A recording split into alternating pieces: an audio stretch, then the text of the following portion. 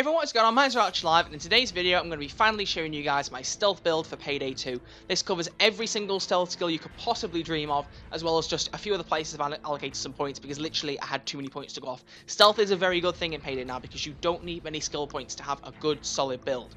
So I'm going to talk you through what you need, share my thoughts on what weapons I use because I use quite a few weapons. I have like my favourites, but I'll also offer some suggestions to different alternatives, and then we'll get into some gameplay and I'll just show you a little bit of just some stealthing, just so there's a bit to accompany it. Okay, so looking at the skills, we're going to really focus mainly on the ghost tree, because that's where the shinobi sub-tree is, and that's where most of the stealth skills are focused, and if you fill that tree up, you really don't have a lot of problem stealth in a heist. You can get through it quite easily. So, literally, we've aced all of the following perks: Chameleon, Cleaner, Sixth Sense, ECM Overdrive, Nimble, and ECM Specialist.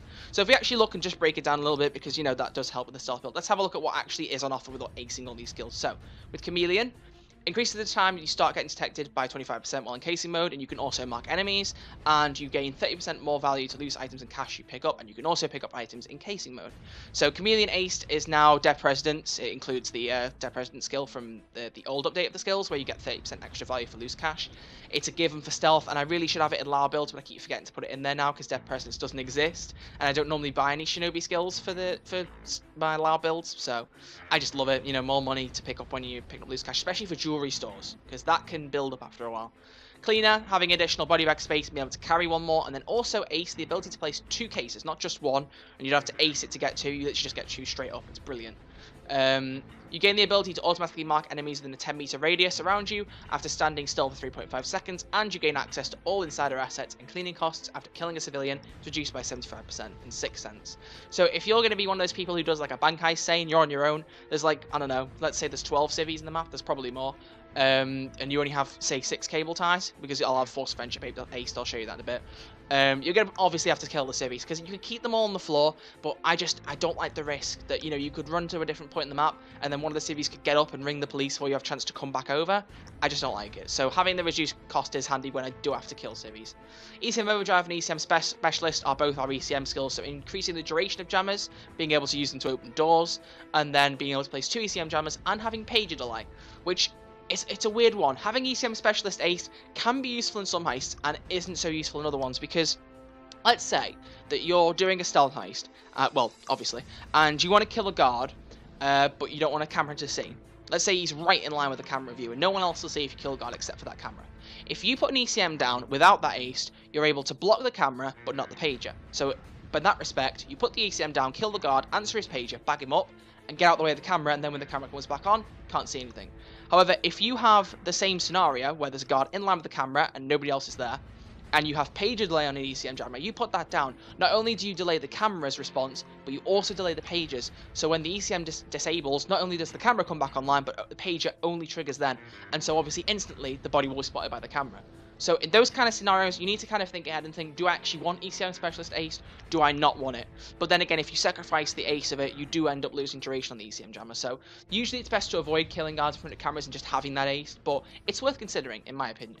And then Nimble, being able to lockpick 100% faster, and also being able to loop a camera for 25 seconds. So for those of you who remember Camera Loop, which was the skill where you could get a camera to not see anything for 10 seconds, ace it, and it was 20. Well, now it's 25 seconds, so they're being generous. But that can come in quite handy, and especially in the Diamond, I use that. Those of you who watch that solo stealth, being able to loop that camera before you can get into the side of the museum is just, it's priceless.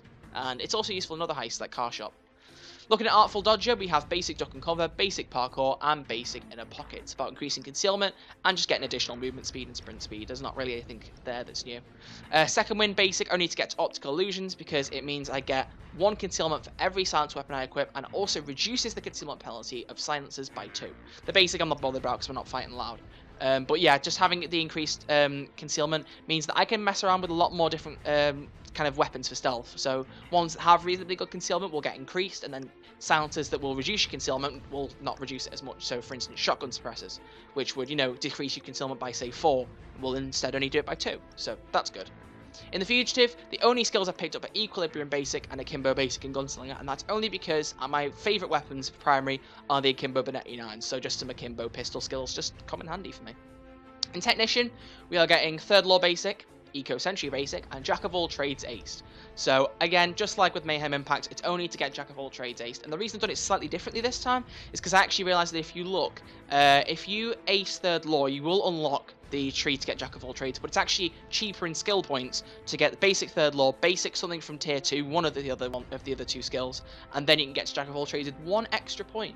So that comes in handy. So that's something to add from the last video. But that's only, I think, for people who have the infamy bonus, like applying from, you know, going infamy and picking the technician set from the skill. I'll just show it you very quickly. Which one's the technician one? That one. Yeah, there we go. Technician and fugitive skill point requirements for each tier reduced by 10%. So I don't imagine you can do that with Jack of all trades without that. But for those of you who have reached that level of infamy and you have got the technician part of the infamy grid, that's an option for you. And then yeah, for the Jack of all trades, I equip body bag cases as my secondary and ECM jumpers as my primary. Looking in Breacher, Ace Hardware Expert, Ace Drill Surgeon, and Ace Kickstarter are all the drill skills. So they're silent, they work faster, they can auto repair sometimes. And Kickstarter, the beauty of the ace of it is you have a 50-50 chance that when a drill's broken, if you hit it with your melee weapon, it restarts automatically. And if you hit it once, it doesn't work, you have to fix it. You can't just keep hitting it and eventually it'll happen. Once every time it breaks, you can try it. If it works, good, it's fixed. If it doesn't work, then you can't use it. But you can do it for however many breakages there are. It's like once per drill. More firepower then is just additional shape charges and trip mines. It's more for the trip mines because I'm trying to mess around more with, you know, using different deployables, and I know that trip mines can be quite useful for sensor mode, putting them in certain places, you know, marking where guards are come in when you haven't got a spy cam to place. So I need more practice with that, but I've got the skills, so at some point I can try that. In Enforcer, we've got Resilience Basic and Transporter Aced, just to get to Transporter really, so being able to move with bags faster and just throw them further.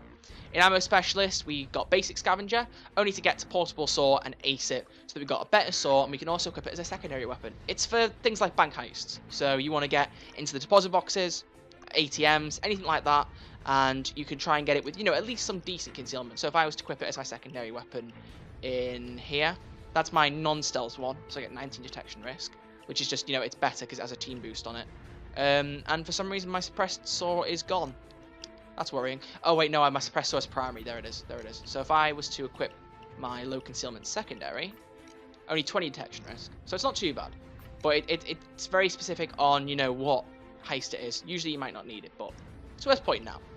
And finally, in Mastermind, we got Basic Force Friendship, increasing the amount of cable ties by 4, and being able to tie hostages 75% faster. Speaks itself.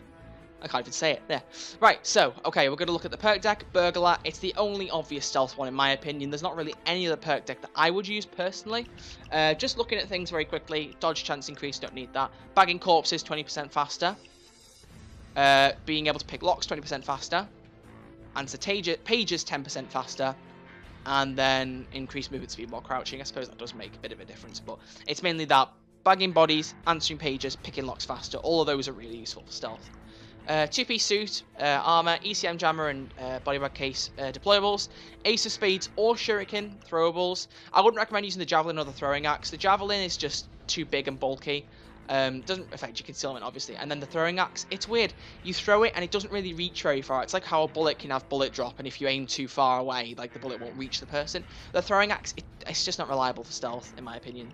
I would personally go for Ace of Spades, only because if a guard doesn't spot you, you can take quite a few shots and you can throw the cards really fast one after the other to get somebody. However, if you're looking for more damage, so if a guard spots you and you want to get him with a throwable, go for shurikens. Definitely don't go for the Ace of Spades if you want to have damage output. But yeah, another weapon, Wing Butterfly Knife, highest concealment that I could find, and it's from the Sydney character pack. Other ones you could possibly use, Ice Pick. This is the funny thing, the Ice Pick is one of the best melee weapons in the game in my opinion, just because it's got high concealment and high damage, although it was nerfed in the most recent update. So it used to be 70 damage, it's now only 30. So, I don't know, that annoys me a bit, but, you know, that's a good option. For another DLC one, I'm trying to look at, let's look at free ones. What did I use before I had DLC? That was it, Nova's Shank. It was the one I always used in stealth as a melee weapon, so there's my recommendation. Anything where you can get 32 concealment is absolutely fine, so just, you know, go for it, go for whatever. Although don't go for the buzzer or the electrical brass knuckles or the kunai knife, is it called, wherever it's gone. because I'm pretty sure they all have poisons. The kunai knife might be okay, but for the 2 taser weapons, the buzzer and the electrical brass knuckles, I wouldn't recommend it. I haven't tried it, but my worry is that if you taser guard, because, you know, sometimes it's allowed you taser guard, and they will fire their gun just, you know, erratically because they're being tased. They can't really control their fingers.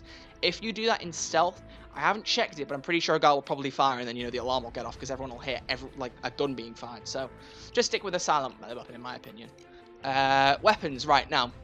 As I said, Akimbo B99s are my absolute favourites, and I'll show you what I've actually got modded on them.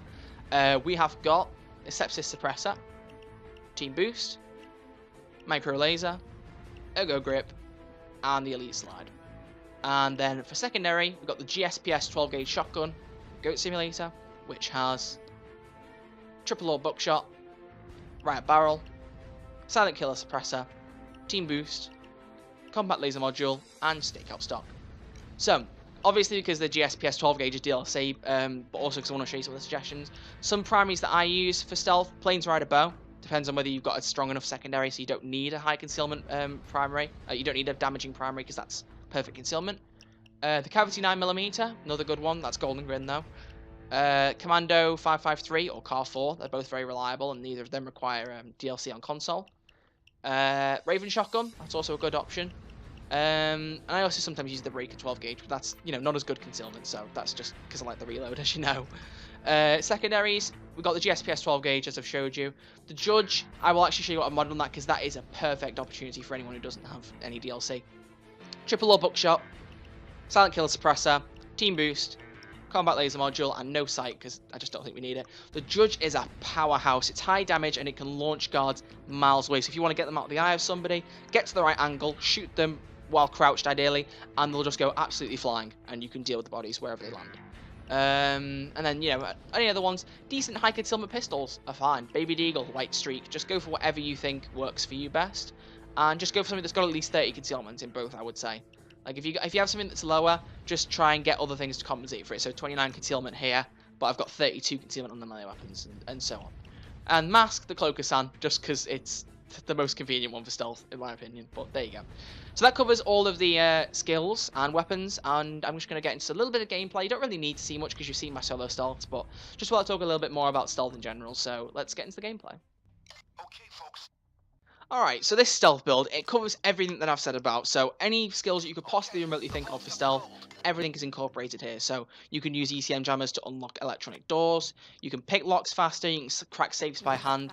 There's loads and loads of different perks, and being able to just carry more body bags. You can solo stealth stuff really easily, provided you have the skill. And a lot of that comes from map knowledge. People ask me how it's so easy to stealth set maps. It's about knowing your surroundings. So if you've not noticed with me, I know how I talk you guys through everything in solo stealth. It's how I know that information, how I know where all the spawns are for certain things, for certain keycards, for certain codes, for certain whatevers. For instance, the bomb dockyard, you need 2 keycards to get a bridge open to move the Beretta boat. I'll probably do this heist at some point. But the key with that is knowing where all the spawns are, so you can go, let's check every single spawn, and then obviously I'll find the keycards. Whereas somebody who doesn't know the heist and tries to stealth it will be wandering around like a headless chicken trying to find keycards and will end up getting spotted. So for those of you who don't want to just practice it, the Payday wiki is a perfect place to go for any spawn points, tips, anything like that. But really, practice makes perfect. Knowing the map and knowing it yourself and experiencing it yourself is the best way, in my opinion. So try not to cut corners with that if you want to be the best person at stealth you can be. I don't really think it's like the case of somebody isn't built for stealth. I think if you put enough time into it and you do it on your own, I think multiplayer stealth in a minute is just a bad thing because of desync. And on PC, desync's now been kind of fixed and patched, so multiplayer stealth is now a thing. But with everyone kind of being out of sync with each other in multiplayer on console, it means that somebody might not be in the way of a camera on their screen, but from the host perspective, they are, and then, you know, they sound the alarm because they were in line with the camera from the host perspective.